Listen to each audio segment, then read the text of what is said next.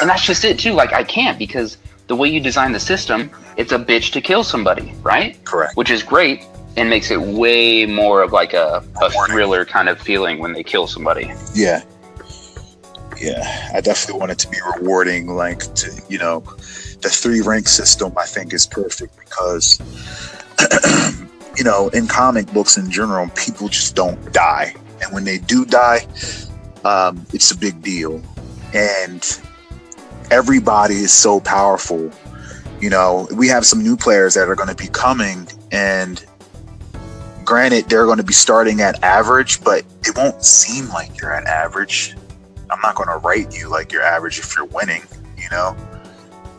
Well, even if you're losing, you make them sound badass. Like, the rank system, honestly, and here's how I view it, and you can always, you know, change my way of thinking. The way I view the rank system is, so say average is a 0, right? And I'm just going to use the rolling a d20 reference. So average is a 0, you move up a single rank, that's like a +1, you move up another rank, that's like a +2 kind of thing, right?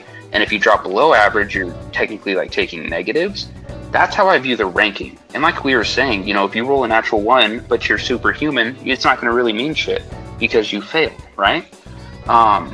And that right there allows you to narrate a really cool story. Because someone who is, let's say, the lowest rank has a chance, that might be a slim one, has a chance to take out the superhuman rank. And that was something that I had really gotten stuck on, was trying to figure out how to rank up faster so I can beat the shit out of better people and learn their powers and stand on the same level. Mm-hmm. But then you explained that to me and I was like, okay, I can kind of take a step back, develop Rezinoc without fearing of always losing that next event phase because I hadn't taken the time to rank up. Yeah, and season 2 is going to be, and I'm just improving off of the, you know, on the game and off of season 1. But season 2 is going to be amazing because we're going to be starting the new way of the new phases, right? Where you have the option of doing an event, where you have the option of doing a story phase, you know, focusing on yourself, or taking on an event phase and being able to go up a rank if you're successful. And it's going to add an extra layer of strategy. You know what I mean? You're going to have those people who are going to go.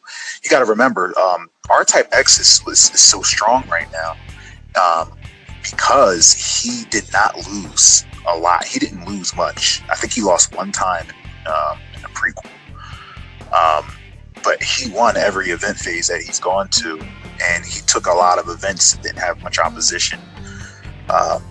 And that's likely due to because there weren't that many villains back then, too. You got to remember that. Think about Michael Jordan. A lot of people say Michael Jordan's a GOAT, but there wasn't really much competition back then other than Larry Bird.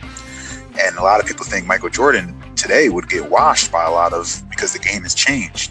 So here you have in Gamma Haven season 2 approaching, there's a lot more people who probably want to fuck R-Type up if they could have the chance. So myself being one of them, yeah. Right? Oh man! But it's about the way you play it. If you especially with the interview you did with R-Type's player, right? If you just listen to the way he talks, and Makai does this too, they think about almost everything, and then they develop a strategy, and then from that strategy they put it into their submission, and they do it in such a way that it just naturally increases their chance of success. Yeah. Right? Because they put so much thought behind it. I mean, just analyzing the light from R-Type's perspective, he already has put a ton of thought into it, right? And so that right there blows my mind. And he has all these badass powers because he has trained himself to be able to use them, right? Which is why it's really important to me that you had said that just because you're trying to develop your person story-wise doesn't mean you're always going to lose in the event phases. Right. Because to me, like, if you're doing story and someone else does an event and they win the event, you're already a step behind. But if you take the time to develop yourself story-wise, make yourself better, then you can have a chance at grabbing keywords, right? And I don't think some of our newer players know about that because we haven't heard a ton of them lately. Like in the prequel and the early episodes, you know, Tempest got a keyword. R-Type's gotten some keywords. Even if they're items, they're still keywords. But they grab those, and then they use them to power up a power.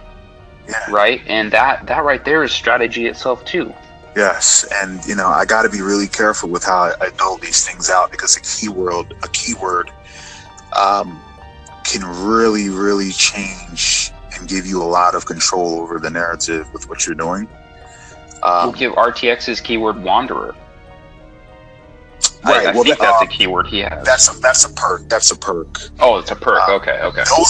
Those are even more. Those are really big rewards. That another thing I have to be careful with handing out. But they can range from something that's playful like Timbrus and being temporarily rich because he stole a shipment of fucking cars to something like the Wanderer, where he can be at every event and just to observe though. And while he's at superhuman, he can use Libra only while he's at superhuman. Yep, through all of them. Yeah.